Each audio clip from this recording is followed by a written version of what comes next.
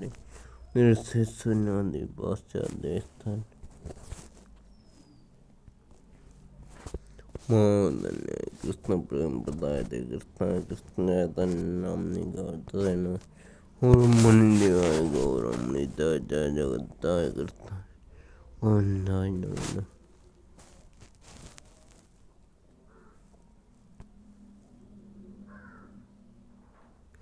श्रीमद् भगवद गीता श्लोक 1 धृतराष्ट्रवत् धर्मक्षेत्रे कुरुक्षेत्रे समवेतायुत्सः मामका पांडवाश्चैव किमकरोत् संजय धृतराष्ट्र ने कहा, ये संजय धर्म कुरुक्षेत्र में युद्ध की इच्छा से एकत्र हुए मेरे तथा पांडु के पुत्रों ने क्या किया।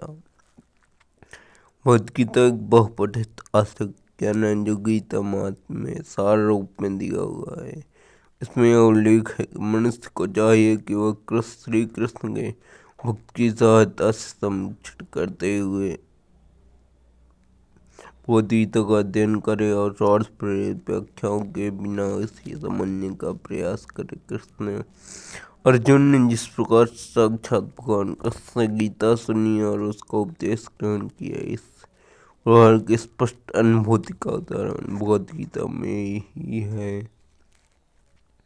यदि उसी गुरु परंपरा से निजी स्वार्थ से प्रेरित हो बिना किसी को भगवद गीता सुनने का सौभाग्य प्राप्त हो तो वह समस्त वैदिक ज्ञान तथा विश्व के समस्त शास्त्रों के अध्ययन को पीछे छोड़ देता है। पाठक को भगवद गीता में न केवल अन्य शास्त्रों की सारी बातें मिलेंगी, अपितु ऐसी बातें भी मिलेंगी जो अन्यत्र कहीं उपलब्ध नहीं है। ये गीता का विशिष्ट मानदंड है।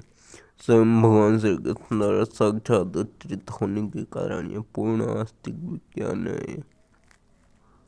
महाभारत में धृतराष्ट्र संजय की वार्ताएं इस महान दर्शन के मूल सिद्धांत कार्य करती है। माना जाता है कि इस दर्शन की प्रस्तुति कुरुक्षेत्र के युद्ध स्थल में हुई, जो वैदिक युग से पवित्र तीर्थ स्थल रहा है। इसका प्रवचन भगवान द्वारा मानव जाति की पथ प्रदर्शन हेतु तब किया गया जब वे श्लोक में स्वयं उपस्थित थे। धर्मक्षेत्र शब्द अत्यंत सार्थक है क्योंकि कुरुक्षेत्र के युद्ध स्थल में अर्जुन के पक्ष में से भगवान स्वयं उपस्थित थे। कौरवों का पिता धृतराष्ट्र अपने पुत्रों की जय की संभावना के विषय में अत्यधिक संदिग्ध था, अतः इसी संदेह के कारण उसने निश्चय से पूछा कि इन्होंने क्या किया।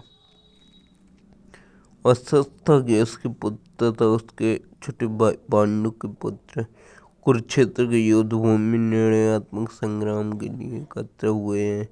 फिर भी उसकी जिज्ञासा सार्थक है। नहीं चाहता था कि भाइयों में कोई समझाता हो, अतः युद्ध भूमि में अपने पुत्रों की नियति भावी के विषय में आश्वस्त होना चाह रहा था, क्योंकि इस युद्ध को कुरुक्षेत्र में लड़ा जाना था, जिसको उल्लेख वेदों में स्वर्ग के निवासियों के लिए भी तीर्थ स्थल के रूप में हुआ है। अतः धृतराष्ट्र अर्जुन व पांडु के अन्य धृतराष्ट्र अत्यंत भयभीत था। इस पवित्र स्थल का युद्ध के परिणाम पर न जाने कैसा प्रभाव पड़े, उससे बड़ी बात ज्ञात तक गई। उसका प्रभाव अर्जुन व पांडु के अन्य पुत्रों पर अत्यंत अनुकूल पड़ेगा, क्योंकि स्वभाव से वे सभी पुण्यात्मा थे। संजय श्री व्यास का अतः उनकी कृपा से संजय धृतराष्ट्र के कक्ष में बैठे बैठे कुरुक्षेत्र के युद्ध का दर्शन कर सकता, इसलिए धृतराष्ट्र ने उससे युद्ध स्थल की स्थिति के विषय में पूछा। पांडव तथा धृतराष्ट्र के पुत्र दोनों ये कौन से संबंधित हैं, किंतु यहाँ धृतराष्ट्र के वाग से उसके मनोभाव प्रकट होते हैं। उसने जानबूझकर अपने पुत्रों को कुरु कहा और पांडु के पुत्रों को वंश के उत्तराधिकार से विलग कर दिया। इस तरह पांडु के पुत्रों अर्थात अपने भतीजों के साथ धृतराष्ट्र की विशिष्ट मनःस्थिति समझी जा सकती है। जिस प्रकार धान के खेत से वांछित पौधों को उखाड़ दिया जाता है, उसी प्रकार इस कथा के प्रारंभ से ही ऐसी आशा की जाती है कि जहाँ धर्म के पिता श्री कृष्ण उपस्थित हो वहाँ कुरुक्षेत्र रूपी खेत में दुर्योधन आदि धृतराष्ट्र के पुत्र रूपी आंशिक पौधों को समूल नष्ट करके युधिष्ठिर आदि धार्मिक पुरुषों की स्थापना की जाएगी। यहाँ धर्म क्षेत्र कुरुक्षेत्र शब्दों की उनके ऐतिहासिक वैदिक महत्ता के अतिरिक्त यही सार्थकता। दृष्ट्वा तु पाण्डवानीकं व्यूढं दुर्योधनस्तदा आचार्यम् उपसंगम्य राजा वचनमब्रवीत्। संजय ने कहा, राजन, पांडुपुत्रों द्वारा सेना की ओर रचना देखकर राजा दुर्योधन अपने गुरु के पास गया और उसने ये शब्द कहे। धृतराष्ट्र से अंदर था, दुर्भाग्यवश वह आध्यात्मिक दृष्टि से भी वंचित था। वह यह भी जानता था कि उसी के समान उसके पुत्र भी धर्म के मामले में अंधे हैं और उसे विश्वास था कि वे पांडवों के साथ कभी भी समझौता नहीं कर पाएंगे, क्योंकि पांचों पांडव जन्म से ही पवित्र थे। फिर भी उसे तीर्थ स्थान के प्रभाव के विषय में संदेह था, इसलिए संजय यदुवंश की स्थिति के विषय में उसके प्रश्न के मंतव्य को समझ गया था। वह निराश राजा को प्रोत्साहित करना चाह रहा था। उसने उसे विश्वास दिलाया कि उसके पुत्र पवित्र स्थान के प्रभाव में आकर किसी प्रकार का समझौता करने नहीं जा रहा है। उसने राजा को बताया कि उसका पुत्र दुर्योधन पांडवों की सेना को देखकर तुरंत अपने सेनापति द्रोणाचार्य को वास्तविक स्थिति से अवगत कराने गया। यद्यपि दुर्योधन को राजा कहकर आमंत्रित किया गया है, तो भी परिस्थिति गंभीरता के कारण उसे सेनापति के पास जाना पड़ा है। जब उसने पांडवों की व्यूह रचना देखी तो उसका यह कूटनीतिक व्यवहार भय छुपा नहीं सका। पश्येतां पाण्डुपुत्राणाम् आचार्यमहतीं च मुं व्यूढां द्रौपदपुत्रेण तव शिष्येण धीमता। ये आचार्य पांडुपुत्रों की विशाल सेना को देखें जिसे आपके बुद्धिमान शिष्य द्रुपद के पुत्र ने इतने कौशल से व्यवस्थित किया। मानुष करें परम राजनीतिज्ञ दुर्योधन मान ब्राह्मण सेनापति द्रोणाचार्य के दोषों को इंगित करना चाहता था। द्रौपदी की पत्नी अर्जुन की पत्नी द्रौपदी के पिता राजा द्रुपद के साथ द्रोणाचार्य को कुछ राजनीतिक झगड़ा था। उस झगड़े के फलस्वरूप द्रुपद ने एक महान यज्ञ संपन्न किया जिससे उसे एक ऐसा पुत्र प्राप्त होने का वरदान मिला जो द्रोणाचार्य का वध कर सके। द्रोणाचार्य इसे भली भांति जानता था, किंतु जब द्रुपद का पुत्र धृष्टद्युम्न युद्ध शिक्षा के लिए उसको सौंपा गया तो द्रोणाचार्य को उसे अपने सारे सैनिक रहस्य प्रदान करने में कोई झिझक नहीं हुई। अब धृष्टद्युम्न कुरुक्षेत्र के युद्ध में पांडवों को ले रहा था और उसने द्रोणाचार्य से जो कला सीखी थी उसी के आधार पर उसने यह व्यूहरचना की थी। दुर्योधन ने द्रोणाचार्य की दुर्बलता की और इंगित किया जिससे वह युद्ध में सजग रहे और समझौता न करें। इसके द्वारा वह द्रोणाचार्य को यह भी बताना चाह रहा था कहीं वह अपने प्रिय शिष्य पांडवों के प्रति युद्ध में उदारता न दिखा बैठे। विशेष रूप से अर्जुन उसका अत्यंत प्रिय एवं तेजस्वी था। दुर्योधन ने यह भी चेतावनी दी कि युद्ध में इस प्रकार की उदारता से यार हो सकती है। अत्र सूरा महेशा सा भीमार्जुन समायुधि योधानो विराटश्च द्रुपदश्च महारथ।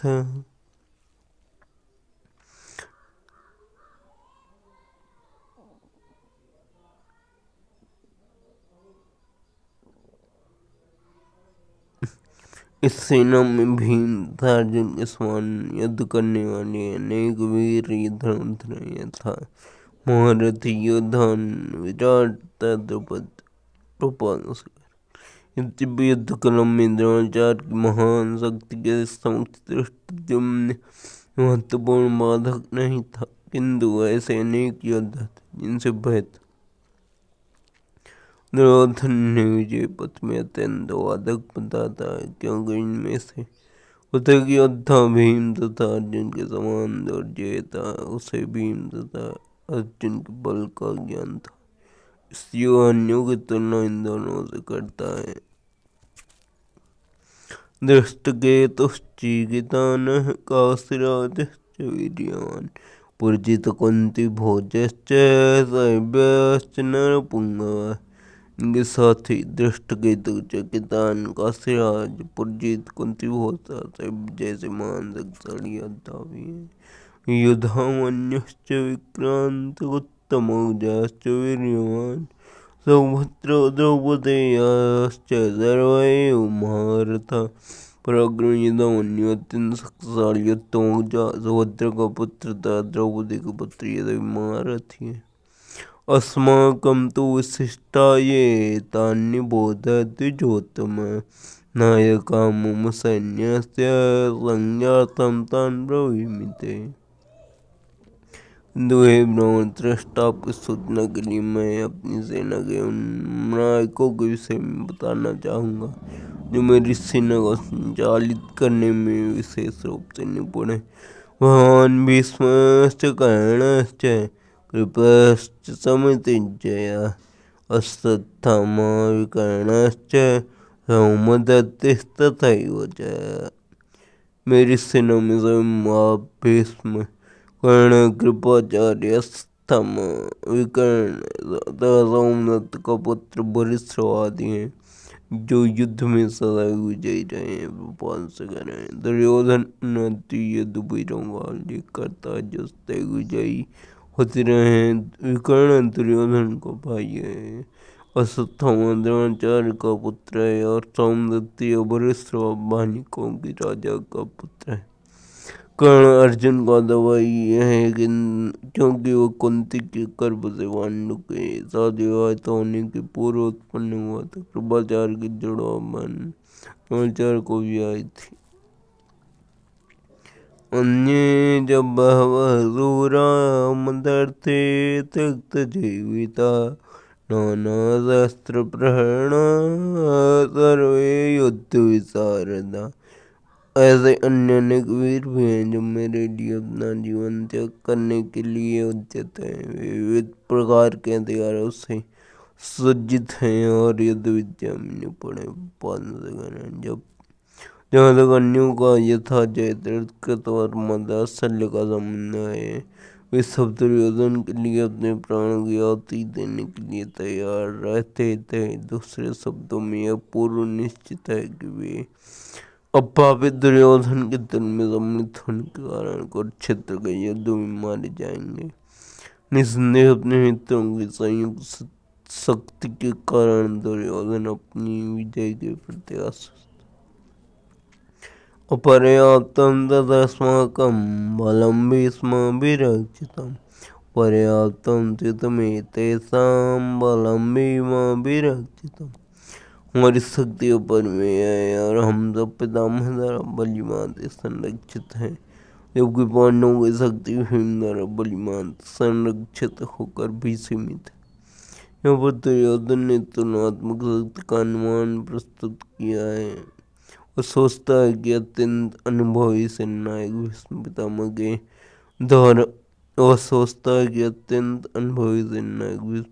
के द्वारा विशेष रूप से संरक्षित होने के कारण उसकी सेनाओं की शक्ति अपरिमेय है। दूसरी ओर पांडवों की सेनाएं सीमित हैं, क्योंकि उनकी सुरक्षा एक कम अनुभवी नायक भीम द्वारा की जा रही है, जो भीष्म की तुलना में नगण्य है। दुर्योधन सदैव भीष्म से ईर्ष्या करता था, क्योंकि वह जानता था कि यदि उसकी मृत्यु कभी हुई भी तो वह भीम के द्वारा ही होगी, किंतु साथ ही उसे दृढ़ विश्वास था कि भीष्म की उपस्थिति में उसकी विजय निश्चित है, क्योंकि भीष्म कहीं अधिक उत्कृष्ट सेनापति हैं। वह युद्ध में विजयी होगा, उसका दृढ़ निश्चय था। अनेषु च सर्वेषु यथा भागम अवस्थिता भीष्ममेवाभिरक्षन्तु महन्तः सर्व एव। अतः सैन्यों में अपने अपने मोर्चों पर खड़े हो रहकर आप सभी भीष्म पितामह को पूरी पूरी सहायता दें। भीष्म पितामह के सवाल की प्रशंसा करने के बाद दुर्योधन ने सोचा कि कहीं अन्यथा ये न समझने की उन्हें कम महत्व दिया जा रहा है। अतः दुर्योधन ने अपने सहज कूटनीतिक ढंग से स्थिति संभालने के उद्देश्य से प्रयुक्त शब्द के उसने बलपूर्वक कहा कि भीष्म देव निसंदेह महानतम योद्धा हैं, किंतु वे वृद्ध हो चुके हैं। अतः प्रत्येक सैनिक को चाहिए कि चारों ओर से उनकी सुरक्षा का विशेष ध्यान रखें।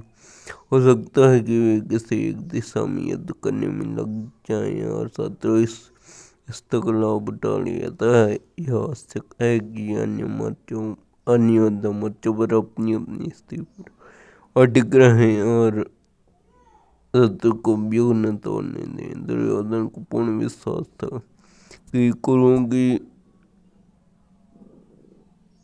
विजय भीष्मदेव की उपस्थिति पर निर्भर है।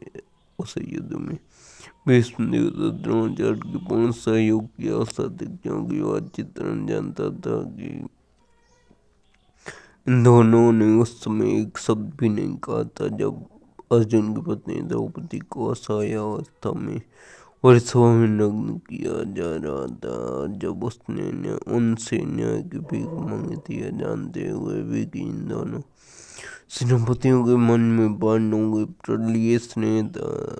दुर्योधन को आशा थी कि वे इस स्नेह को उसी तरह त्याग देंगे जिस प्रकार उन्होंने उत्तीर्ण के अस्त्र पर किया था। तस्य संजनयन हर्षं कुरुवृत्त पितामह सिंहनादं विनोद्योच्चैः संघं दद्मो प्रतापान्। तब कुरुवंश के वयोवृद्ध परम प्रतापी वृद्ध पितामह ने सिंहगर्जना की से ध्वनि करने वाले अपने संकोच स्वर बजाया। इससे दुर्योधन को हर्ष को प्रपात न सके।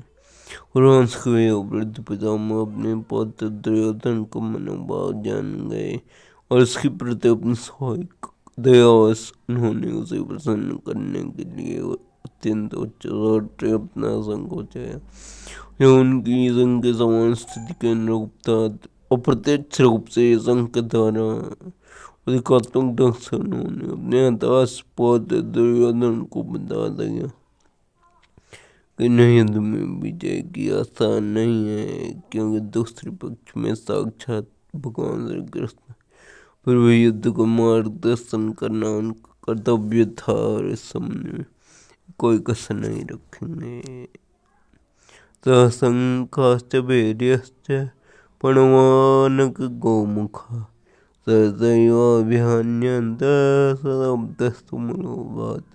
तत्पश्चात शंकर नगाड़े बिगुल तुरैता सिंह सहसा एक साथ बज उठे। वह समेश्वर अत्यंत क्रोधपूर्ण था। सहसेतैर्हयैर्युक्ते महति स्यन्दने स्थितौ माधवः पाण्डवश्चैव दिव्यौ शंखौ प्रदद्मतो। दूसरी ओर से श्वेत गुण द्वारा खींचे जाने वाले विशाल रथ पर आसीन कृष्ण तथा अर्जुन ने अपने अपने दिव्य शंख बजाए। दुष्टगण विस्मय हो जाए गए। शंख के तुलना में कृष्ण तथा अर्जुन के शंखों को दिव्य कहा गया है। दिव्य शंखों के नाते अब सूचित हो रहा था कि दूसरे पक्ष की विजय की कोई आशा न थी, क्योंकि कृष्ण वर्णों के पक्ष में थे। जयस्तु पांडुपुत्राणाम येषां पक्षे च जय। सब पांडु के पुत्र जैसा की होती है, क्योंकि भगवान कृष्ण उनके साथ हैं और जहाँ जहाँ भगवान विद्यमान है वहीं वहीं लक्ष्मी भी रहती हैं। क्योंकि पति के बिना नहीं रह सकती। अतः जैसा विष्णु भगवान कृष्ण के संग द्वारा उत्पन्न दिव्यज्ञानी से सूचित हो रहा था। विजय से दोनों ही अर्जुन को प्रतीक्षा कर रहे थे। इसके अतिरिक्त जिस रथ में दोनों मित्र आसीन थे अर्जुन को अग्नि देवता द्वारा प्रदत्त था, जिससे सूचित हो रहा था कि तीनों लोगों में जहाँ कहीं भी आ जाएगा विजय निश्चित है। पांचजन्यम ऋषिकेशो देवदत्तं धनंजय भीम पौंड्रम दद्मं भीमकर्मावृकोदर। भगवान कृष्ण अपना पांचजन्य संजय अर्जुन ने देवदत्त संग तथा भोजियों अति मानवीय कार्य करने वाले भीम ने पौंड्रम भयंकर संजय उत्पन्न से। इस भगवान कृष्ण को ऋषिकेश कहा गया है क्योंकि वे ही समस्त इंद्रियों के स्वामी है, सारे जीवन के विनाश हैं। अतः जीवों की इंद्रियों भी उनकी इंद्रियों के अंश है। इंद्रियों से साथ जीवों की इंद्रियों का कारण बताने में असमर्थ है, इसलिए वे जीवों को इंद्रिय रहित या निरुत्तेज करने के लिए उत्सुक रहते हैं। भगवान समस्त जीवों के हृदयों में उपस्थित स्थित होकर उनकी इंद्रियों का निर्देशन करते हैं, किंतु वे इस तरह निर्देशन करते हैं कि जीव उनकी शरण ग्रहण कर ले, और इस भक्त की इंद्रियों का तो वे प्रत्यक्ष निर्देशन करते हैं। यहाँ कुरुक्षेत्र के युद्ध भूमि में भगवान कृष्ण अर्जुन की दिव्य इंद्रियों का निर्देशन करते हैं, इसलिए उनको ऋषिकेश कहा गया है। उनके विविध कार्यों के अनुसार उनके भिन्न भिन्न नाम है। उदाहरणार्थ उनका एक नाम मधुसूदन है क्योंकि उन्होंने मधु नामक नाम के असुर को मारा था। वे कामों तथा इंद्रियों को आनंद देने के कारण गोविंद कहलाते हैं। वासुदेव के पुत्र होने के कारण इनका नाम वासुदेव है। देवकी को माता रूप में स्वीकार करने के कारण इनका नाम देवकी नंदन है। वृंदावन में यशोदा के साथ बाल लीलाएं करने के कारण वे यशोदा नंदन है। अपने मित्र अर्जुन का सारथी बनने के कारण पार्थसारथी। इसी प्रकार उनका एक नाम ऋषिकेश है क्योंकि उन्होंने कुरुक्षेत्र के युद्धस्थल में अर्जुन का निर्देशन किया। इस श्लोक में अर्जुन को धनंजय कहा गया है क्योंकि जब इनके बड़े भाई को यज्ञ संपन्न करने के लिए धन की आवश्यकता हुई थी तो उसे प्राप्त करने में इन्होंने सहायता की थी। इसी प्रकार भीम वृकोदर कहलाते हैं क्योंकि जैसे वे दिखाते हैं उसी प्रकार वे अतिमानवीय कार्य करने वाले हैं, जैसे रंबल और कवच। अतः पांडवों के बच्चों में श्री कृष्ण इत्यादि विभिन्न व्यक्तियों और विशेष प्रकार के शंकों को बजाय जाना युद्ध करने वाले सैनिकों के लिए अत्यंत प्रेरणाप्रद था। बच्चों में ऐसा कुछ भी न था, न तो परम निर्देशक भगवान श्री कृष्ण न ही भक्ति देवी स्त्री थी। अतः युद्ध में उनकी पराजय पूर्व निश्चित थी। संकोच धनी मन यही संदेश दे रही थी। अनंत विजयम राजा कुंतीपुत्रो युधिष्ठिरः नकुलः सहदेवश्च सुगौतमणिपुष्पकः काश्यश्च परमेशः सुगंधि च महारथः धृष्टद्युम्न विराटश्च सात्विकश्चापराजितः द्रौपदेश्च सर्वस्य पृथ्वीपते समुद्रश्च महाबाहो संगान्दद्मः पृथक् पृथक्। हरे कृष्ण हरे कृष्ण कृष्ण कृष्ण हरे राम राम राम। हे राजन कुंतीपुत्र जय दुष्ट ने अपना अनंत विजय नामक संग को जाया हुआ था। नकुल और सहदेव ने कोष सिंह मणिपुष्पक संग को जाए। महानतर काशीराज परम योद्धा सुगंधी धृष्टद्युम्न विराट अजय सात्विकी द्रौपदी के पुत्र तथा सुभद्रा की माँ पुत्र आदि सबों ने अपने अपने संग बजाए। संजय ने राजा धृतराष्ट्र को अत्यंत चतुराई से बताया। कि पांडु के पुत्रों को दुख देने राज सिंहासन पर अपने पुत्रों को आसीन करने की यह अविवेकपूर्ण नीति श्लाघनीय नहीं थी। लक्षणों से पंडित यह सूचित हो रहा था कि इस महायुद्ध में सारा कुरुवंश मारा जाएगा। पितृतमों से लेकर अभिमन्यु अन्य पात्रों तक विश्व के अनेक देशों के राजाओं समेत उपस्थित सारे के सारे लोगों का विनाश निश्चित था। ये सारी दुर्घटना राजा धृतराष्ट्र के कारण होने जा रही थी, तो उसने अपने पुत्रों की उन्नति को प्रोत्साहन दिया था।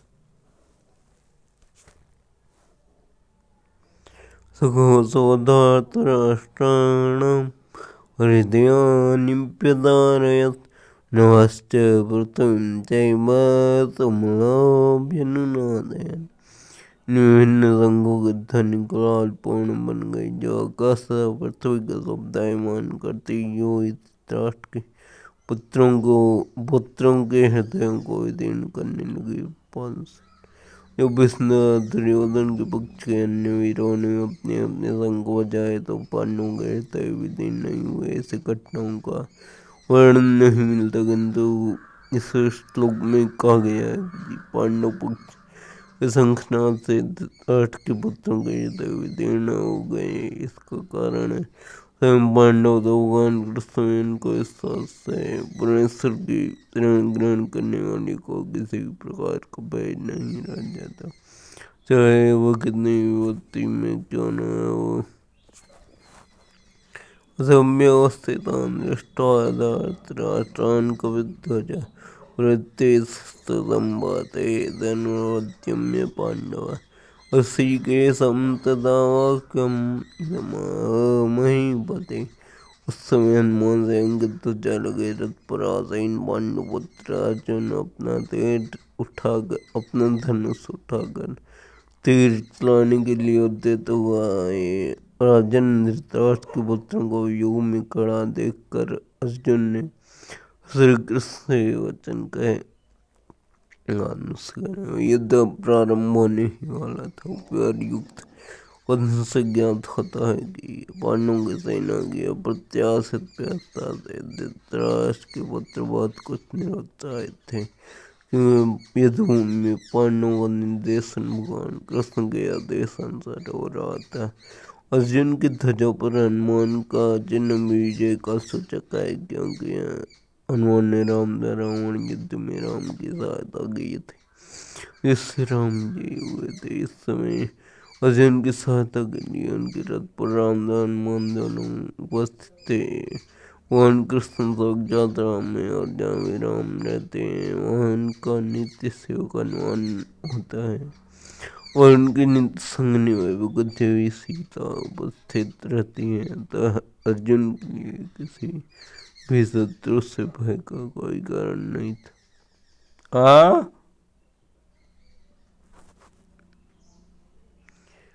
इससे भी अधिक इंद्रियों के सामने भगवान कृष्ण निर्देश देने के लिए साक्षात उपस्थित थे।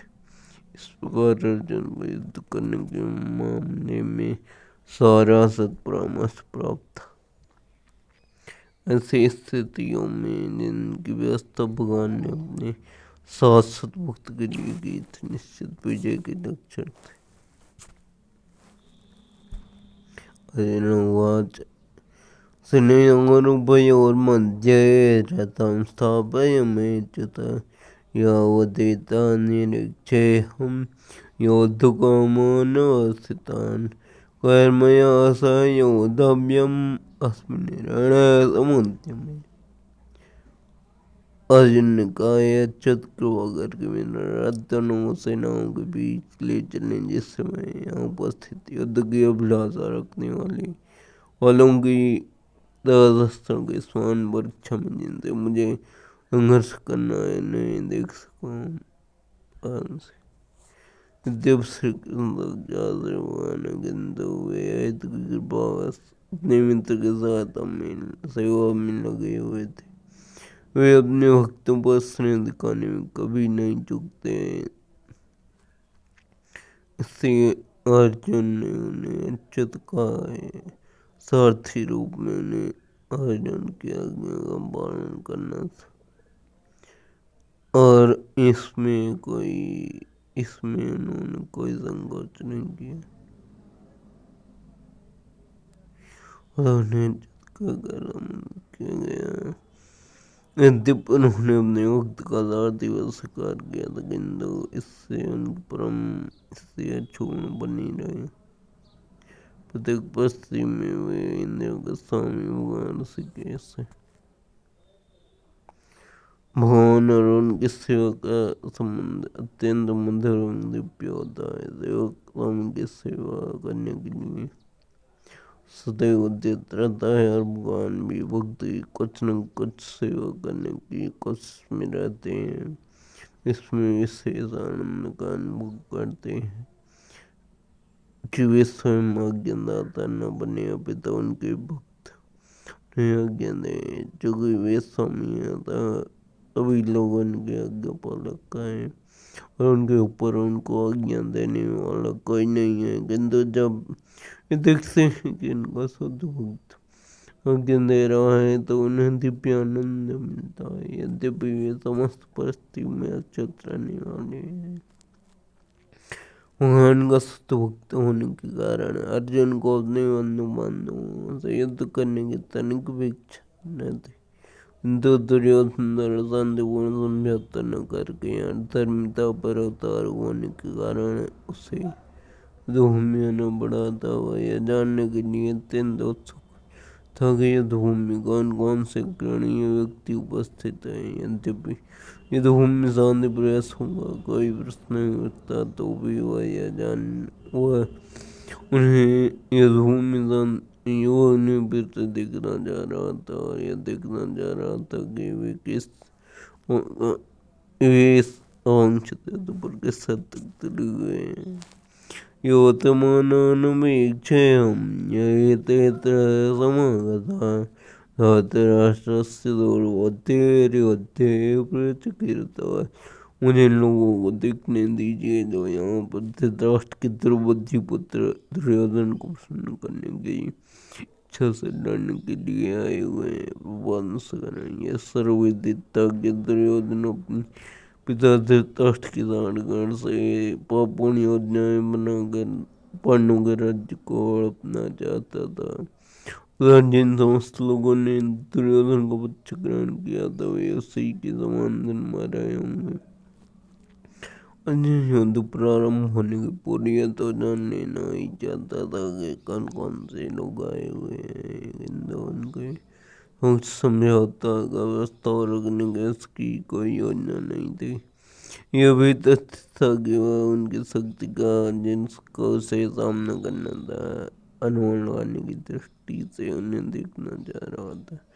यद्यपि उसे अपनी विजय का एहसास था क्योंकि कृष्ण उसके बगल में विराजमान थे।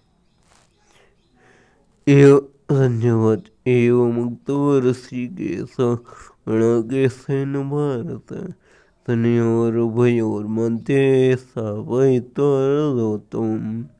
ने कहा है भरतवंशी अर्जुन द्वारा इस प्रकार संबोधित किए जाने पर भगवान कृष्ण ने दोनों के बीच में उस उत्तम रथ को लाकर खड़ा कर दिया।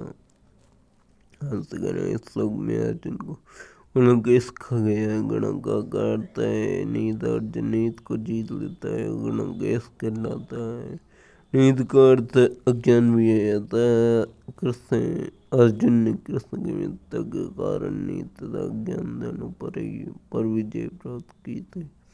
कृष्ण के भक्त के रूप में वह कृष्ण को एक क्षण भर भी नहीं भुला पाया, क्योंकि भक्त का स्वभाव यह ऐसा होता है। यहाँ तक कि चलते फिर यह अथवा होते हुए भी कृष्ण के नाम रूप गुणों तथा लीलाओं के चिंतन से भक्त कभी मुक्त नहीं रह सकता था। कृष्ण का भक्त उनका निरंतर चिंतन करते हुए नीत तथा ज्ञान दोनों को जीत सकता है। इसी को कृष्ण भावनामृत या समाधि कहते हैं। प्रत्येक जीव की इंद्रियों तथा मन की निर्देशक अर्थात और इसके रूप में कृष्ण अर्जुन के मंतव्य को समझ गए कि वह क्यों सेनाओं के मध्य में रथ को खड़ा करवाना चाहता है। अतः उन्होंने ऐसा ही किया और फिर वे इस प्रकार बोले, विस्म द्रोण भृंगतः सर्वेषां च महिक्षिताम्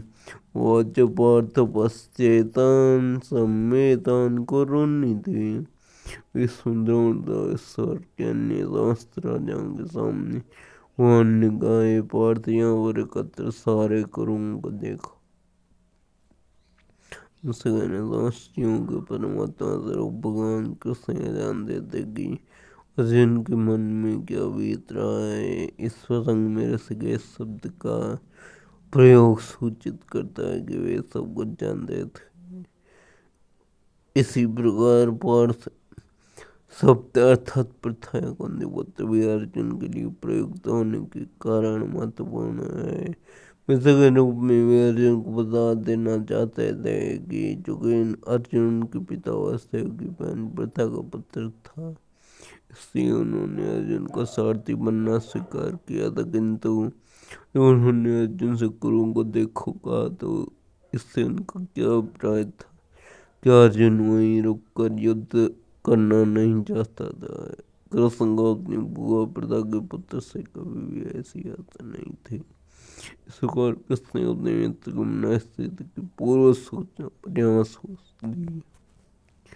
तत्रावस्य स्थितान् पार्थ पितृनाथ पितामह आचार्यान् मातॄन् भ्रातॄन् पौत्रान् पौत्रां सखीं तथा सुरान् सुहृदश्चैव सनियोरुभयोरपि। अर्जुन ने वहाँ पर दोनों पक्षों के सेनाओं के मध्य में अपने चाचा ताऊओं पितामहों गुरुओं मामाओं भाइयों पुत्रों पौत्रों मित्रों ससुरों और शुभचिंतकों को भी देखा।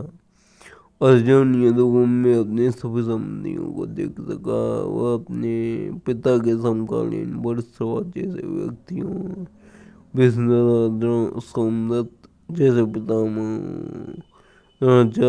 कृपाचार्य जैसे गुरु शल्य तथा शकुन जैसे मामा दुर्योधन जैसे भाइयों लक्ष्मण जैसे पुत्रों अश्वत्थामा जैसे मित्रों कृतवर्मा जैसे शुभचिंतकों को देख सका।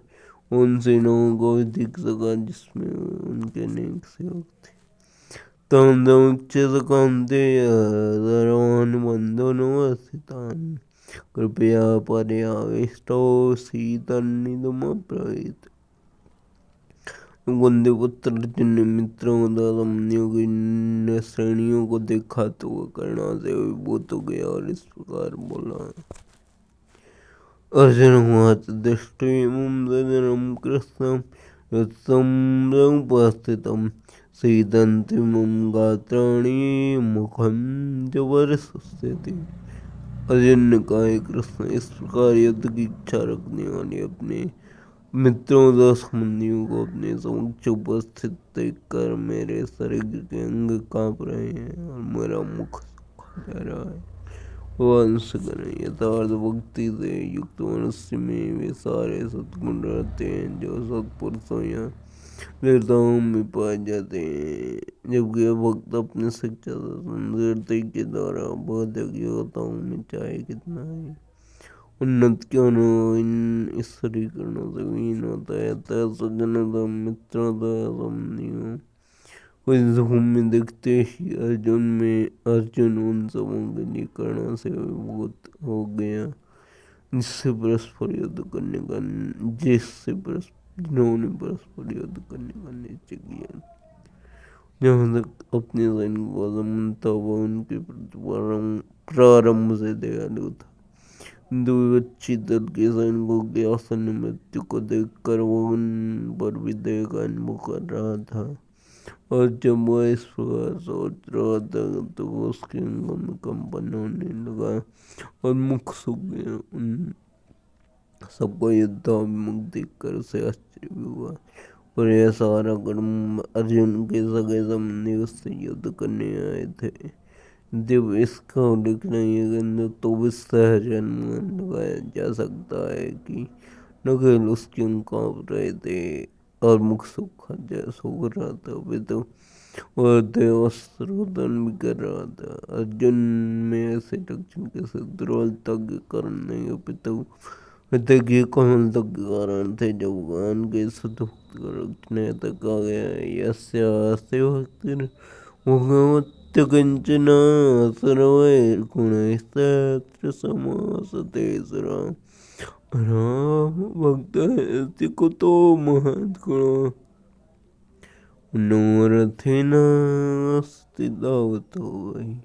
भगवान के प्रति अचल भक्ति रखता है उसमें देवताओं के सद्गुण पाए जाते हैं, किंतु जो भगत भक्त नहीं है उसके पास भौतिक योग्यताएं ही रहती हैं जिनका कोई मूल्य नहीं होता। इसका कारण यह है कि वह मानसिक धरातल पर मंडराता रहता है या ज्वलंत वायु की तरह अवश्य अग्रस्त होता है। बतश्च शरीरे मे रोमहर्षश्च जायते गांडीवं दृंसते अस्त्वचैव परिदह्यते। मेरा सारा शरीर कांप रहा है, मेरे रोंगटे खड़े हो रहे हैं, मेरा गांडीव धनुष मेरे यहाँ से सरक रहा है और मेरी त्वचा जल रही है। शरीर में दो प्रकार का कंपन होता है भगवान से, और रोंगटे भी दो प्रकार से खड़े होते हैं। ऐसा या तो अध्यात्म परमानंद के समय या भौतिक परिस्थिति में अत्यधिक भय उत्पन्न होने पर होता है। दिव्य साक्षात्कार में कोई भय नहीं होता। इस अवस्था में अर्जुन का जो लक्षण है भौतिक भय था जो उनकी हानि के कारण है। अन्य लक्षणों से भी यह स्पष्ट है कि वह इतना देर हो गया कि उसका विख्यात धनुष गांडीव उसके हाथों से सरक रहा था और उसकी त्वचा में जलन उत्पन्न हो रही थी। यह सब लक्षण ध्यान बुद्धि से जन्य है। न च शक्नोम्यवसातुं भ्रमति वच मे मनः निमित्तानि च पश्यामि विपरीतानि केशव।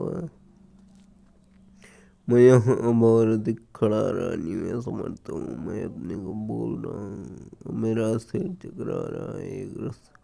मुझे तो केवल अमंगल के कारण दिख रहे हैं और पाल सके नहीं। उसने धैर्य के कारण अर्जुन युद्धभूमि में खड़ा रहने में समर्थ था और अपने मन की इस दुर्बलता के कारण से आत्मविस्मृति हो रही थी। भौतिक वस्तुओं के प्रति अत्यधिक आसक्ति के कारण मनुष्य यदि मोह में इसी में पड़ जाता है वह द्वितीय विनिवेश ऐसा भय मानसिक असंतुलन उन व्यक्तियों में उत्पन्न होता है जो भौतिक परिस्थितियों से ग्रस्त होते हैं। अर्जुन को युद्धभूमि में केवल दुखदायी पराजय की प्रतीति हो रही थी।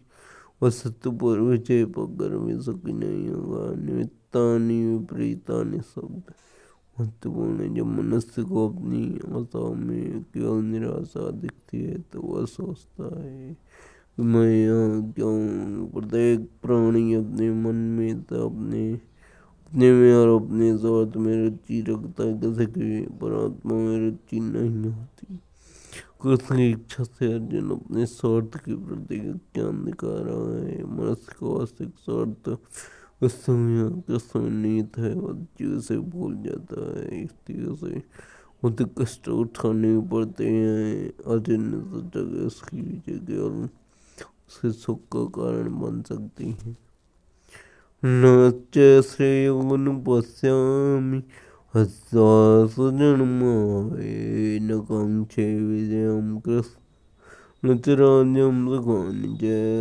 ये कृष्ण इस युद्ध में अपने स्वजनों को वध करने से मुझे न तो कोई ऊंचाई दिखती है और न मैं उससे किसी प्रकार की विजय राज्य या सुख की इच्छा रखता। हमसे करने जाने बिना कि मनुष्य का स्वार्थ कृष्ण या विष्णु या श्री कृष्ण है। सारे बच्चे सारे संबंधों के प्रति यह सोच कर आकर्षित होते हैं कि वे ऐसे बस से प्रसन्न रहेंगे।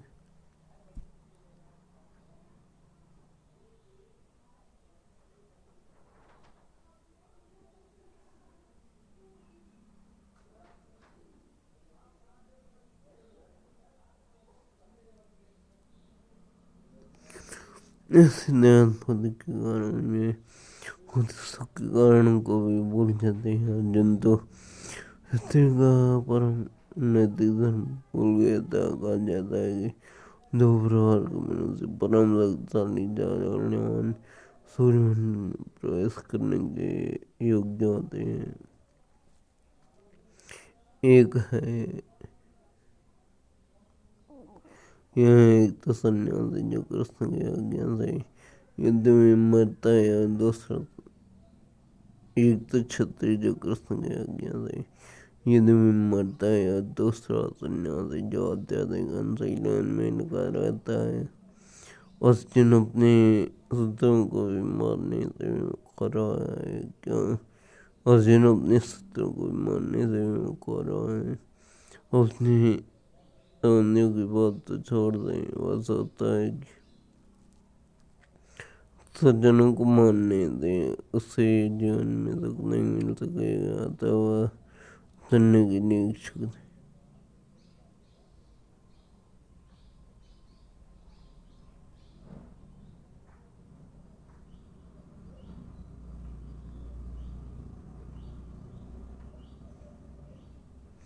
जिस प्रकार के में कोई भोजन उठाने को तैयार नहीं होता, उसने तो बन जाने का निश्चय कर लिया।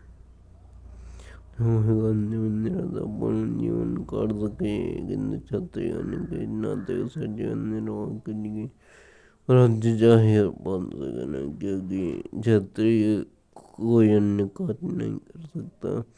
तो अर्जुन के पास राज्य कहाँ है? उसके लिए तो राज्य प्राप्त करने का एकमात्र अवसर है कि अपने बंधु बांधवों से लड़कर अपने पिता के राज्य का उत्तराधिकार प्राप्त करे। सेवा करना नहीं जा रहा है, इसलिए वो अपने को जंगल में एकांतवास करके एकांत जीवन बिताने के योग्य समझता है।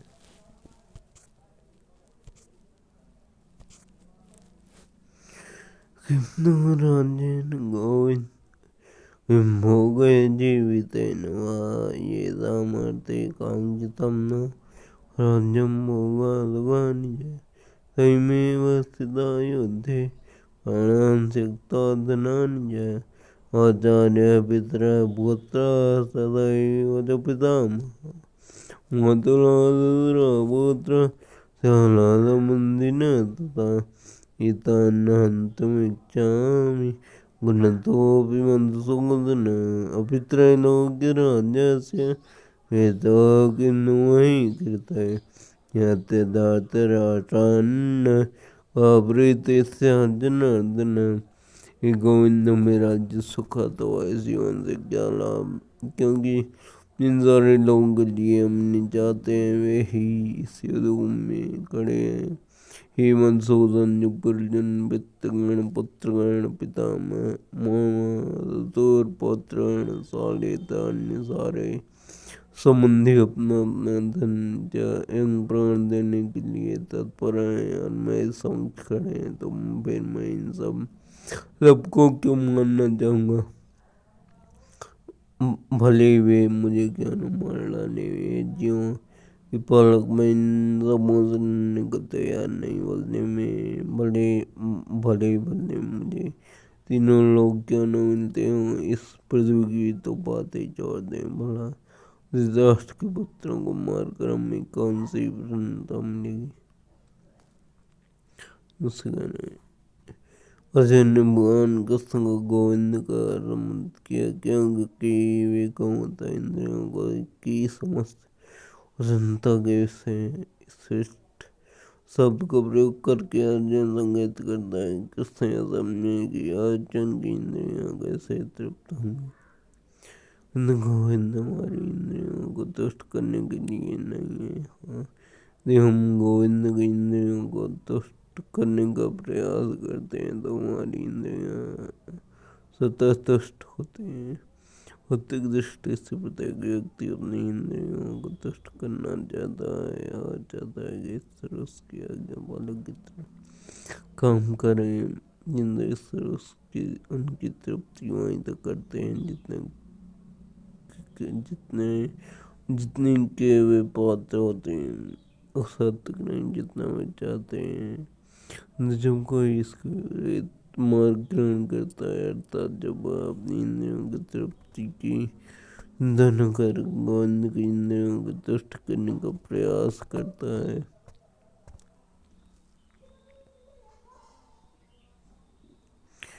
तो गोविंद की कृपा से जीव की सारी इच्छाएं पूर्ण हो जाती हैं। यहाँ से इन सब के प्रति यहाँ पश्चात कर्मियों के प्रति अर्जुन को प्रगाढ़ आंतरिक रूप से इन सब के प्रति उसकी सेवा करने के कारण है।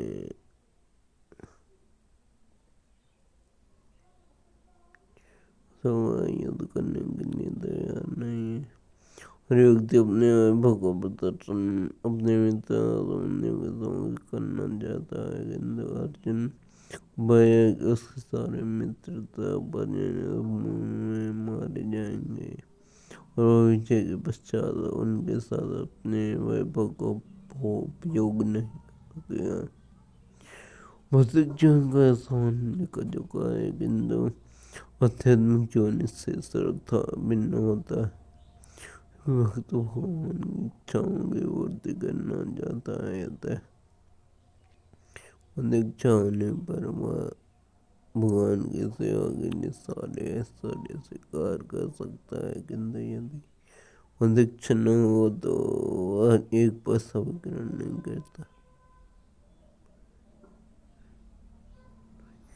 वर्जनों की समझ करना चाहता है, किंतु अर्जुन वह है कि वह अपने सारे मित्र वर्जन मारे जाएंगे और वो विजय के पश्चात अपने को भोग नहीं कर सकेगा। बहुत जीवन का सामान्य लिखा चुका, किंतु आध्यात्मिक जीवन इस तरह भिन्न होता है। जो कोई भक्त भगवान की इच्छा की पूर्ति करना चाहता है, तो वह इच्छा होने पर वह भगवान के सेवा के लिए सारे स्वीकार कर सकता है, किंतु यदि इच्छा न हो तो वह एक पैसा भी ग्रहण नहीं करता है। अर्जुन अपने सामने को मानना नहीं चाह रहा था, और यदि उनको मानने की आवश्यकता हो तो अर्जुन चाहते कि कृष्ण मन को वध करें। इस समय उसे यह पता नहीं है कि कृष्ण तो में आने के पूर्व ही मार चुके हैं और उस निमित्त मात्र बनना है। इसका उद्घाटन अगले अध्याय में होगा। भगवान का असली भक्त होने के कारण अर्जुन अपने अंतचारी बंधु बांधवों से शोध नहीं लेना चाहता था, किंतु यह तो भगवान की योजना थी। इस सबको बहुत दुष्टों से प्रसव नहीं लेना चाहते, किंतु भगवान दुष्टों को अपनी इच्छा से जमा कर रखते, किंतु यदि कोई उनके भक्तों को हानि पहुंचाता है तो वे उसे क्षमा नहीं करते। इसलिए अर्जुन इंद्राचार्यों को वध करने के लिए उद्यत थे। जब अर्जुन ने क्षमा करना चाहता था, पापमेव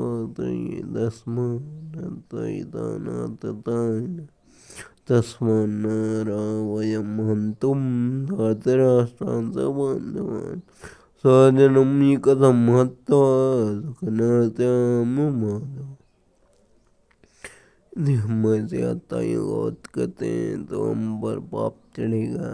अतः यह उचित नहीं होगा कि हम राष्ट्र के पुत्रों तो उनके मित्रों का वध करें। लक्ष्मीपति कृष्ण, इससे हमें क्या लाभ होगा और अपने कुटुंबियों को मार कर हम किस प्रकार के हो सकते हैं। बांध से करें वैदिक आदेश अनुसार आत्ताई 6 प्रकार के होते हैं। स्त्री वाला, घर में अग्नि लगाने वाला, घातक हथियार से आक्रमण करने वाला, धन लूटने वाला, दूसरे की भूमि हड़पने वाला तथा पराय स्त्री का अपहरण करने वाला।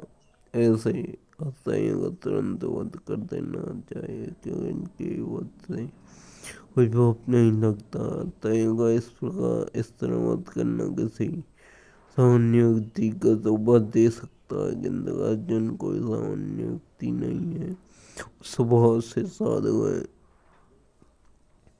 अतः वह उनके साथ साधुवत व्यवहार करना चाहता था, किंतु इस प्रकार का व्यवहार क्षत्रिय के लिए उपयुक्त नहीं है। यद्यपि राज्य के शासन के लिए तथा युक्ति के साधु प्रगति का होना चाहिए, किंतु उसे कायर नहीं होना चाहिए।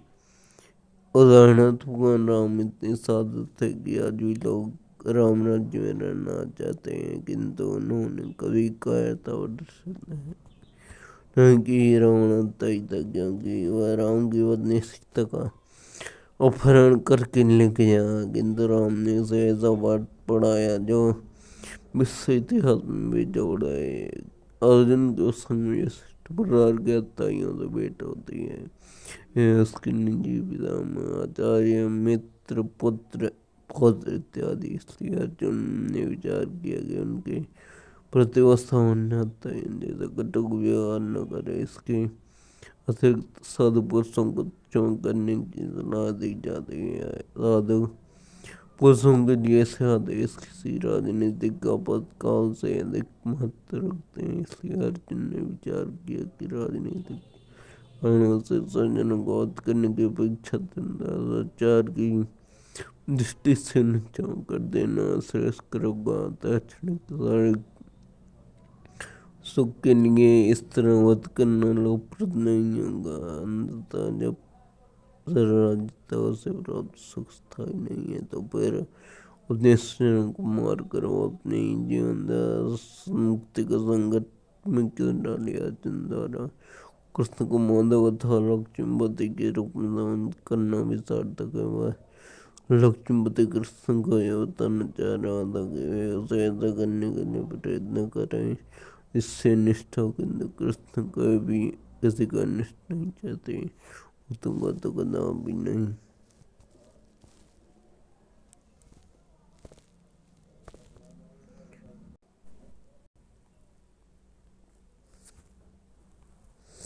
यद्यप्येतेन पश्यन्ति लोभोपहत चेतसः कुलक्षयकृतं दोषं मित्रद्रोहे च पातकम्। कथं न ज्ञेयमस्माभिः पापादस्मान् निवर्तितुम्। कुलक्षयकृतं दोषं प्रायश्चित् जनार्दन। हे जनार्दन, यद्यपि लोभ से विभूत चित्त वाले ये लोग अपने परिवार को मारने या अपने मित्रों से द्रोह करने में कोई दोष नहीं देखते, किंतु हम लोग जो परिवार को विनष्ट करने में अपराध देख सकते हैं।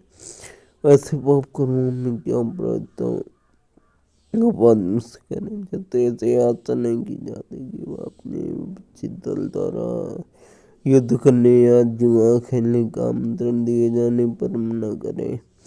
में अर्जुन ने इनकार नहीं सकता, क्योंकि उसको दुर्योधन के प्रति ललकारा था। इस प्रसंग में अर्जुन ने विचार किया कि हो सकता है कि दूसरा पक्ष इस ललकार के परिणामों के प्रति अनभिज्ञ हो, किंतु अर्जुन को तो दुष्परिणाम दिखाई पड़ रहे थे, अतः वो इस ललकार को स्वीकार नहीं कर सकता। यदि परिणाम अच्छा हो तो कर्तव्य वस्तुतः पालनीय है, किंतु यदि परिणाम विपरीत हो तो इसके लिए बाध्य नहीं होते। इन पक्षों पर विचार करके अर्जुन ने यत्न करने का निश्चय किया। कुलक्षये प्रणश्यन्ति कुलधर्मा सनातना। धर्मे नष्टे कुलम कृष्णम अधर्मो विवाद्यता। कुल का नाश होने पर सनातन कुल परंपरा नष्ट हो जाती है, और इस तरह से इस कुल की धर्म विरुद्ध हो जाता है। भगवान और श्रम व्यवस्था में धार्मिक परंपराओं के अनेक नियम होते हैं, जिनकी सहायता से परिवार के सदस्य ठीक से उन्नति करके आध्यात्मिक मूल्यों की उपलब्धि कर सकते हैं। परिवार में जन्म से लेकर मृत्यु तक के सारे संस्कारों के लिए हरे कृष्ण कृष्ण कृष्ण हरे हरे राम राम राम। परिवार में जन्म से लेकर मृत्यु तक के सारे संस्कारों के लिए वृद्ध लोग उत्तरदायी होते हैं, किंतु इन वयोवृद्धों की मृत्यु के पश्चात संस्कार संबंधी पारिवारिक परंपराएं रक्षित हैं और परिवार के जो तरुण सदस्य बचे रहते हैं वे अधर्म में व्यस्तों में प्रवृत्त होने से मुक्ति टाल से वंचित रह सकते हैं। ऐसा किसी भी कारणवश परिवार के युद्धों का नाश नहीं होना चाहिए। अधर्म भी बहुत ग्रस्त तस्तिंदी कुल स्त्री सदष्टा सुवास में यदि वर्ण संकरा एक रस्म कुल में धर्म प्रमुख हो जाता है तो कुल की स्त्रियां दूषित हो जाती हैं। अस्तित्व के पतन से वंश संतान उत्पन्न होती है और वंशकरण जीवन में शांति सुख तथा आध्यात्मिक उन्नति का मुख्य सिद्धांत। मानव समाज में अच्छी संतान का होना है। वर्णाश्रम धर्म के नियम इस प्रकार बनाए गए थे कि राज्य तथा जाति की आध्यात्मिक उन्नति के लिए समाज में अच्छी संतान उत्पन्न अच्छी संतान समाज में स्त्री की सत्ता और उसकी निष्ठा पर निर्भर करती है। जिस प्रकार बालक सरलता से कुमार कौन बन जाते हैं उसी प्रकार स्त्रियां भी पतनोन्मुखी होती हैं। अतः बालकों तथा स्त्रियों दोनों को ही समाज के परिवर्तन को तर्कना आवश्यक है। स्त्रियां विभिन्न धार्मिक प्रथाओं में संलग्न रहने पर व्यभिचारिणी नहीं होंगी। चाणक्य पंडित के अनुसार शांत स्त्रियां अधिक बुद्धिमान नहीं होती तथा वे विश्वसनीय नहीं है, इसलिए उन्हें विविध कुल परंपराओं में व्यस्त रहना चाहिए और इस तरह उनकी तथा अनुक्ति में संतानें जन्मेंगी जो वर्णाश्रम धर्म भाग लेने के योग्य होंगे। ऐसे वर्णाश्रम के विनाश से यह स्वाभाविक है कि स्त्रियां संतानपूर्वक पुरुषों से मिल सकेंगी और व्यभिचार को प्रोत्साहन मिलेगा। इससे वंचित संतानें उत्पन्न होंगी। निठल्ले लोग भी समाज में व्यभिचार को प्रेरित करते हैं और इस तरह वंचित बच्चों की बाढ़ आ जाती है, जिससे परियुद्ध महामारी का संकट छा जाता है। अंगर पुनर्का गोलग्नान कुलोत्सिते वदन्ति पितरो येषां लब्धपिण्डोदका क्रिया।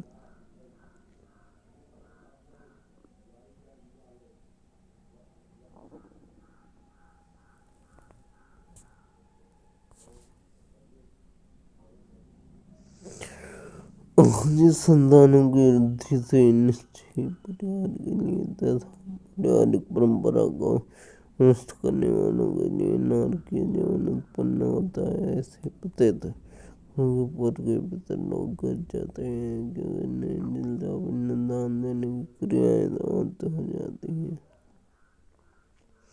वंश संतानों की वृद्धि से निश्चय परिवार के लिए तथा पारिवारिक परंपरा को नष्ट करने वालों के लिए नारकीय जीवन उत्पन्न होता है। ऐसे पर के पितर लोग गिर जाते हैं वे निर्जलता पिंडदान देने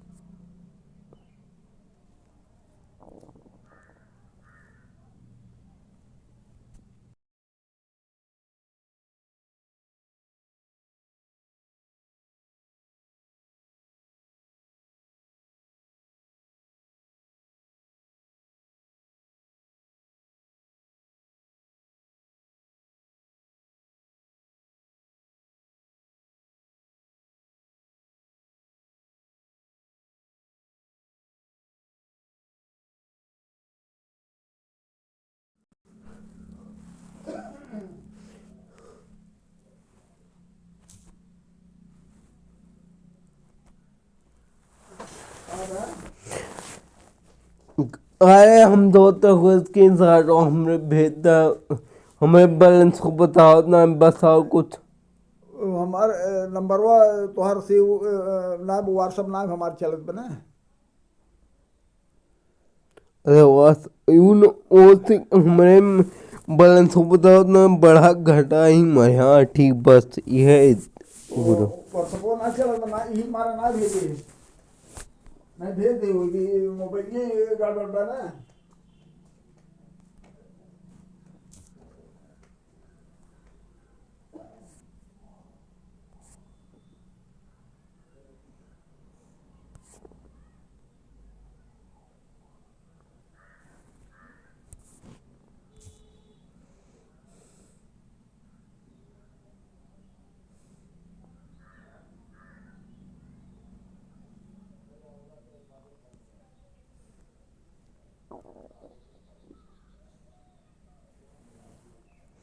गुरुवंदन गाया गुरुनाना गुरुसजा उन्नति वितरो ये राम नोत्विनो क्रिया उनकी संतान गुरुति से बड़ा निश्चय परिहार गणिये तथा पौराणिक परंपरा को नष्ट करने वालों के लिए नारकीय जीवन उत्पन्न होता है, ऐसे प्रत्येक करूँगे उनके पितर लोग गिर जाते हैं, क्योंकि इन्हें जल तथा वर्ण देने दान देने की क्रियाएं समाप्त हो जाती है और पालन से हम करूँगे विधि विधानों के अनुसार कुल के पितरों को समय समय पर जल तथा वर्ण दान दिया जाना चाहिए। यह दान वित्त पूजा द्वारा किया जाता है, क्योंकि विष्णु को अर्पित भोजन के उच्छिष्ट भाग प्रसाद के खाने से सारे पाप कर्मों से उद्धार हो जाता है। कहो पितृगण वेद प्रकार के पाप कर्मों से ग्रस्त हो सकते हैं और कभी उनमें से कुछ को स्थूल शरीर प्राप्त न हो सकने के कारण प्रेतों के रूप में सूक्ष्म शरीर धारण करने के लिए बाध्य होना पड़ता है। अतः जब वंश तो दोनों पितरों को बचा प्रसाद अर्पित किया जाता है तो उनका प्रेत योनि से या अन्य प्रकार के दुख में जीवन से उद्धार हो जाता होता है। पितरों को इस प्रकार की सहायता पहुँचाना कुल परंपरा या जो लोग भक्ति का जीवन यापन नहीं करते उन्हें अनुष्ठान करने होते हैं। केवल भक्ति करने से मनुष्य सैकड़ों या हजारों पितरों को ऐसे अगर सुख पा सकता है। भगवत में कहा गया है, देव भूताप्त नाम पितॄणाम नगेंकरोनायम ऋणीचराजन सर्वात्मनाय शरणं शरण्यं गतो मुकुन्दं परिहृत्य। जो मनुष्य अन्य समस्त कर्तव्यों को त्याग कर मुक्ति के दाता मुकुंद के चरण कमलों की शरण ग्रहण करता है और इस पथ पर मृत्युपूर्वक चलता है, देव देवता मुनियों सान्यों सज्जनों पितरों या ऋषियों पितरों के प्रति अपने कर्तव्य ऋण से मुक्त हो जाता है। देवगण की सेवा करने से ऐसे उत्साह अपने आप पूरे हो जाते हैं।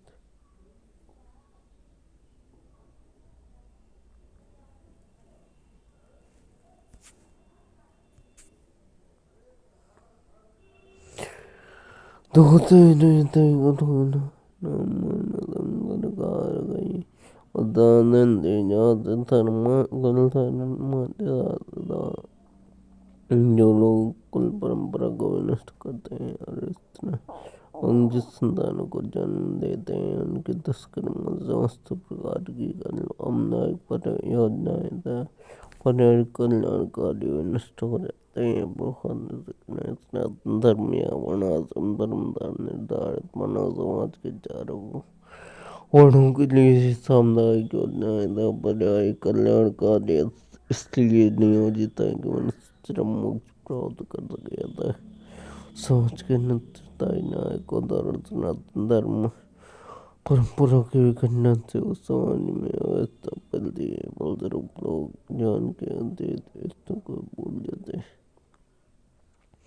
स्नान करने के नाते और जो इनका अनुमान करते हैं वे निश्चय ही कोई व्यवस्था की और अग्रसर होते हैं। उत्सन्न कुलधन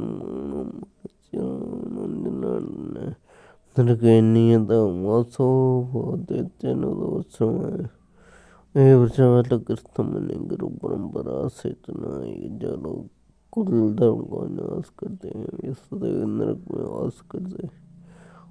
भगवान श्री अर्जुन अपने तर्कों को निजी अनुभव पर आधारित न करके आचार्यों से जो सुनक का उस पर आधारित करता है वास्तविक ज्ञान प्राप्त करने की विधि है। जिस व्यक्ति ने पहले से ज्ञान प्राप्त कर रखा है उस व्यक्ति की सहायता के बिना कोई भी वास्तविक ज्ञान तक नहीं पहुंच सकता। वर्णाश्रम के एक पद्धति के अनुसार मृत्यु के पूर्व मनुष्य को पाप कर्म के लिए प्रायश्चित करना होता है।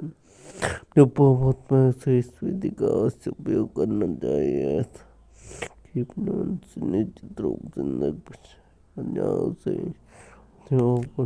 कष्टमय जीवन बिताना होगा। अहोभूतमहत् पापं कर्तुं योजिता वयं यद्राजसुकर्मोऽनेन हन्तुं सुनिर्मुच्यते। ओह, कितने आश्चर्य की बात है कि हम सब अन्य पाप कर्म करने के लिए उद्यत हो रहे हैं। आज सुख भोगने की इच्छा से प्रेरित होकर हम अपने संबंधियों को मारने पर तुले हैं। भगवान से कहने स्वार्थ के ऐसे भूतों को मनुष्य अपने सगे भाई बाप या माँ के बच्चे से पाप कर्म में प्रवृत्त हो सकता है। विश्व के इतिहास में ऐसे अनेक उदाहरण मिलते हैं। भगवान का साधु भक्त होने के कारण अर्जुन सदाचार के प्रति जागरूक है और ऐसे कार्यों से बचने का प्रयत्न करता है। दिवम प्रतिकारम शास्त्रम शस्त्रपाणय धातराटारण्यन्योस्तन्मे जयमतरम भवे। ये धृतराष्ट्र के पुत्र मुझ नियति तारण मूल विद्रोह न करने वाली कुमारी तो ये मेरे लिए श्रेष्ठ करूँगा। हत्याओं के युद्ध नियमों के अनुसार ऐसी बताए कि नियत शत्रु पर आक्रमण न किया जाए, किंतु अर्जुन ने निश्चय किया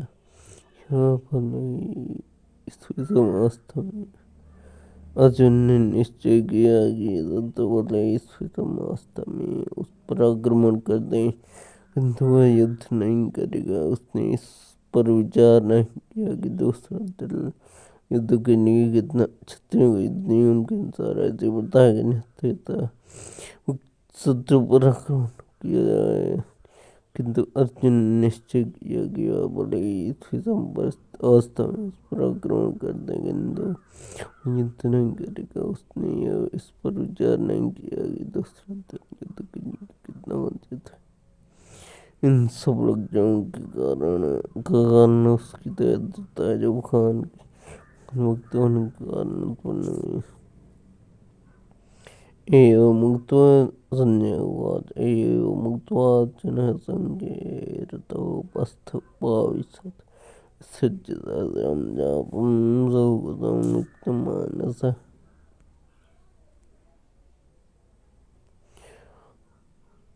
अध्याय 2 श्लोक संख्या 1। उवाच तं तदा कृपयाविष्टम् अश्रुपूर्णाकुलेक्षणं विषीदन्तमिदं वाक्यम् उवाच मधुसूदन। अनेन कर्णस्य व्याप्तशोकयुक्ताश्रुपूरितनेत्रों वाले अर्जुन को देखकर मधुसूदन श्री कृष्ण ने ये शब्द कहे। रूपांश भौतिक पदार्थों के प्रति करना शत्रु ये सब अस्तित्वात्मक करना जानने की लक्षण है। सदात्म के प्रति करना ही आत्म साक्षात्कार है। श्लोक में मधुसूदन शब्द अत्यंत शब्द महत्वपूर्ण है। कृष्ण ने अक्षर का वध किया था और अब अर्जुन चाह रहा है कि कृष्ण उस अज्ञान रूपी असुर का वध करें जिसने उसे कर्तव्य से विमुख कर रखा है। यह कोई नहीं जानता करने का प्रयोग कहाँ होना चाहिए। डूबते हुए मनुष्यों के वस्त्रों के लिए करना भूलता गया ज्ञान सागर में गिरे हुए मनुष्य को केवल उसकी बाहरी पहनावे अर्थात स्थूल शरीर की रक्षा करके नहीं बचाया जा सकता। जो इसे नहीं जानता और बाहरी पहनावे के लिए तो करता है वह शूद्र कहलाता है अर्थात उड़ता ही तो करता है। अर्जुन तो क्षत्रिय था अतः उससे ऐसे अर्जुन की आसन्ना थी, किंतु भगवान कृष्ण अज्ञानी पुरुष के सुख को नष्ट कर सकते हैं और इसी उद्देश्य से उन्होंने भगवद गीता का उपदेश किया। यह अध्याय में भौतिक शरीर तथा आत्मा के विश्लेष के अध्ययन द्वारा आत्म साक्षात्कार को उपदेश देता है, जिसकी व्याख्या परमाधिकारी भगवान कृष्ण द्वारा की गई है। यह साक्षात्कार तभी तक जब मनुष्य निष्काम भाव से कर्म करे और आत्मबोध को प्राप्त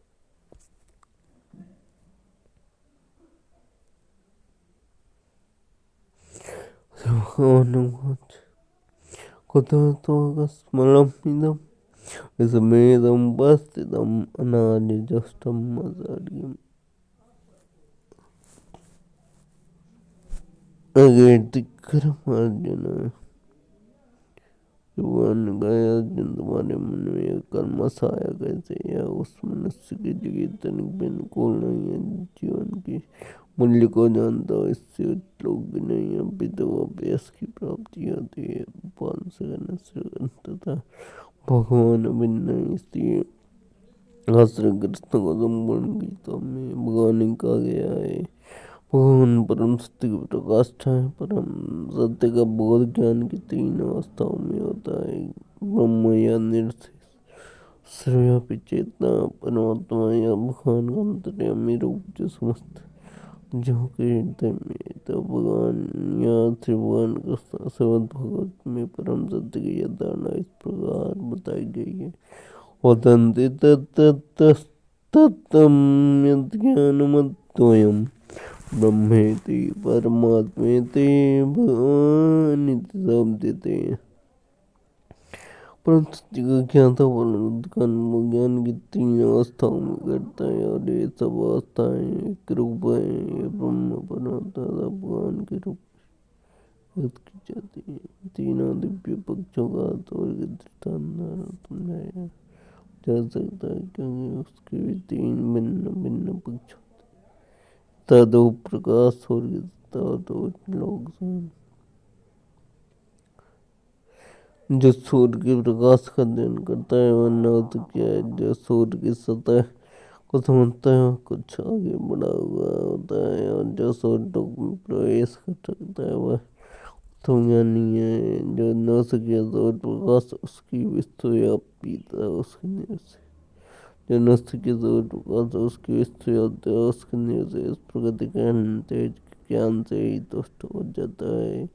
वह उस व्यक्ति के समान है जो परम सत्य के ब्रह्म रूप को नहीं जान सकता है, समझ सकता है। जो व्यक्ति कुछ अधिक जानकार है वह पूरे गोले के विषय में जान सकता है, जिसकी तुलना परम सत्य के परमात्मा स्वरूप से की जाती है। जो व्यक्ति सूर्य के अंतर में प्रवेश कर सकता है उसकी तुलना उससे की जाती है जो परम सत्य के साक्षात रूप की अनुभूति प्राप्त करता है। जिन सचिन भक्तों ने परम सत्य के भगवान स्वरूप का साक्षात्कार किया है वे सर्वोच्च अध्यात्म आदि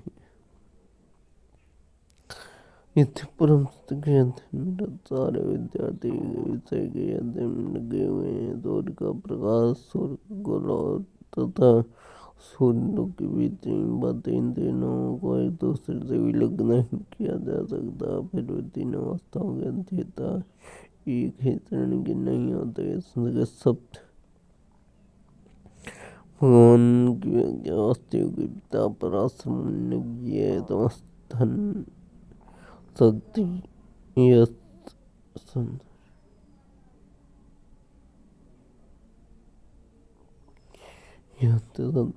युक्त परम पुरुष भगवान कहलाता है। ऐसे अनेक व्यक्ति हैं जो अत्यंत धनी है, अत्यंत शक्तिमान है, अत्यंत सुंदर है और अत्यंत विख्यात विद्वान तथा विरक्त भी है, किंतु कोई साध कार्य नहीं कर सकता।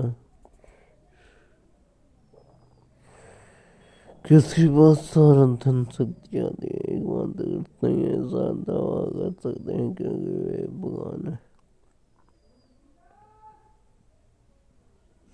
उनसे कोई जीव समान नहीं है। अतः ब्रह्म स्वयं जी करने ने सरकना स्वयं भगवान है, न तो कोई इनको तोड़ने न उनसे बढ़कर है। यहाँ स्वामी भगवान गोविंद रूप में जाने जाते हैं। तो कर्ण के परम कारण ईश्वर परम कृष्ण सच्चिदानंद विग्रह अनादिनादिन गोविंद सर्व कारण कारणम। अधैनिक पुरुष जो भगवान गुण से युक्त हैं, किंतु कृष्ण परम है, क्योंकि इनसे बढ़कर कोई नहीं है। वे परम पुरुष हैं और उनका शरीर आनंद में वे आदि भगवान गोविंद है और समस्त कारणों के कारण इन भगवत में भी भगवान के नाना अवतार के सोचे। किंतु कृष्ण को आदि भगवान बताया गया है, जिनसे अनेक अवतार था ईश्वर विस्तार करते हैं। तेजाम सकला सुभम इंद्राणी प्रणयंती अनुमानित सारे अवतारों की सोचियाँ या तो कृष्ण की अंधकरण तो पूर्ण गए हैं। कृष्ण कृष्णादि भगवान परम सत्य परात्मा निर्शेष प्रबंधन को याद कर उनकी भक्ति में चंदन लोक करना श्रद्धा दौनी। अतः कृष्ण से अपना आश्चर्य व्यक्त किया है।